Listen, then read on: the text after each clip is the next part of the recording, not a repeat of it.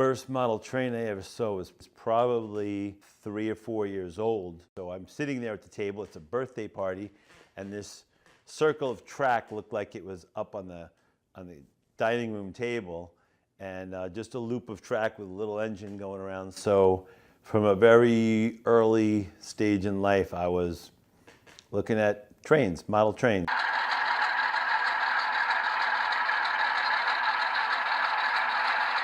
My mom and dad stayed up one Christmas Eve all night till like 4 in the morning building kits. My mother actually helped my father put these models of buildings together. And I was just, blown away by the fact that I had all these little buildings, I had a little farm scene and a chicken coop and all these things to then put around whatever I had. I think was a train set that they got for me also.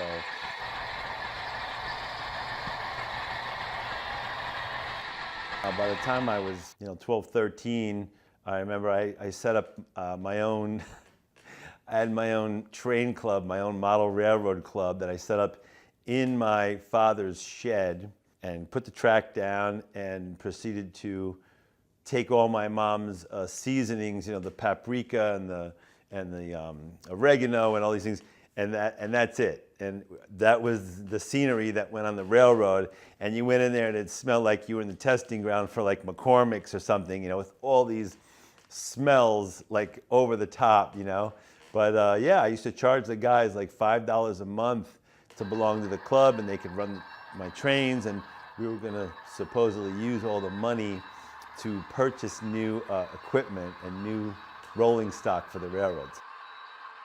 My son was born when I was 20, and it was time to start breaking out some trains again. The boards again, the plywood sheets were up on top of plastic milk crates, and everything was going around, and there was my son just, at the throttle, controlling it, which of course eventually led us to actually getting out trackside, which is the first time that I had actually ventured out to get alongside the rails, the real railroad tracks. On Sunday mornings, we would go down to the bakery and pick up some rolls, some sweet rolls and coffee and juice, and go sit down on a flat car down in the freight yard and just watch whatever was going in or going out and take it all in, There's a wonderful community of guys that are artists, they're craftsmen. Some of them are really great at building and painting and detailing locomotives. Some of them are very adept at various aspects of construction, whether it be the bench work or the electrical wiring.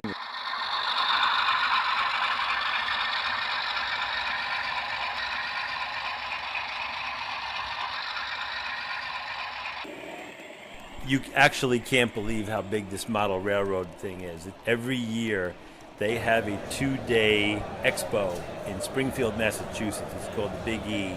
It's the largest train show in the U.S. It's amazing. People are lined up almost 45 minutes before the place opens. Everyone is there. And they're just in a frenzy to find the bargain, to find that special thing they're looking for. When we build these model railroads, at this stage of the game, with the technology and the digital command systems and just the advancements in scale model railroading with respect to all the scenery products, there's such finite detail that you can achieve in this now. The sound is absolutely superb. The recordings are superb and they're spot on, so that if you get a particular recording for a certain locomotive type, whether it's an Alco or an EMD or what have you, when that thing throttles up, it sounds exactly like the real thing. The only thing they don't have coming out of them yet is smoke from the diesel from the stack for the exhaust. I'm sure sometime in my lifetime that'll occur. I won't even tell you the prices of some of these cars, right? But the detail that modelers used to have to add, they'd have to drill holes and put the little ladders on and the grab irons. Now the cars come already with that, okay? So when you assemble a train, it's like add the weathering, rust up the wheels and the trucks, some streaks down the side with some weathering powders. It looks like the real thing.